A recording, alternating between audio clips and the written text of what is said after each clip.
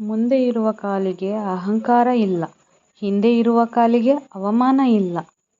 ಏಕೆಂದರೆ ಆ ಇಬ್ಬರಿಗೂ ಗೊತ್ತು, ಒಂದು ಕ್ಷಣ ಸಾಕು ತಮ್ಮ ಸ್ಥಾನ ಬದಲಾಗುವುದಕ್ಕೆ.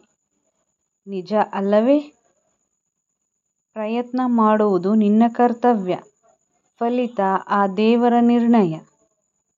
ಪರಿಸ್ಥಿತಿಯು ಕಾಲ ನಿರ್ಣಯ ಎದುರಿಸಿ ನಿಲ್ಲುವುದು ನಿನ್ನ ಮನಸ್ಸಿನ ಧೈರ್ಯ. ಎಕರೆ ಭೂಮಿಯನ್ನು ಸ್ವಾಧೀನ ಮಾಡಿಕೊಳ್ಳುವ ಮನುಷ್ಯನನ್ನು ನೋಡಿ ಸ್ಮಶಾನ ನಕ್ಕಿತಂತೆ. ಏಕೆ ಗೊತ್ತೇ? ಮನುಷ್ಯನನ್ನು ಕೊಲ್ಲುವ ಅಧಿಕಾರ ಸ್ಮಶಾನಕ್ಕಿದೆ. ನಿನ್ನ ಪಾಲಿಗೆ ಬರುವುದು ಕೇವಲ 6 ಅಡಿ ಮಾತ್ರ.